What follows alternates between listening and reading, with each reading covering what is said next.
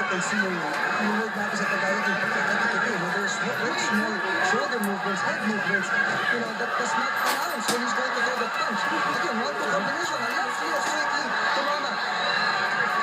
Again, nakikita natin, yung kaliwa ni Manny, hindi na tumatama rito. His favorite move, moving over to the right, his right side, and then throwing that left straight, just as Marquez is moving forward. Trying to neutralize Marquez. Trying to slow down Manny, I suppose. Meron pang binabago dito si Manny. He has not shown yung usual lateral movement niya, yung side to side. He's moving forward, he's moving backward. Wala pang masyadong side to side si Manny.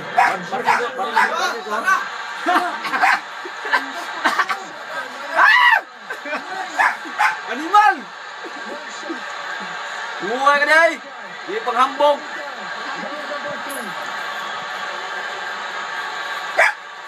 Tumba ko na nun. One shot. Well, this is something we all discussed. The power that Perez brings with a bigger body has been questioned. Sabi nila, mas mabagal, mas mabilis. Mas malakas na. Nagpakita siya ng isang patawag for the first time. For the first time, gentlemen, tumama. Bumagsak, alaala si Manny Pacquiao. But Mr. CMC should now shine here. His aggressiveness should come out. The heart that we know Manny Pacquiao must come out now. Marquez is not coming in for the kill. Alam niya, may lakas si Manny Pacquiao. Alam niya, makakabalik si Manny Pacquiao. He's not taking any chances. Alam din for sure, nagpakita na si Marquez.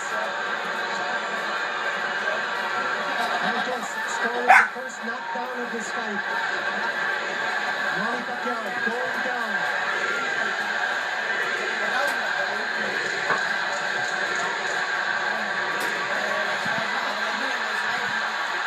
Woo!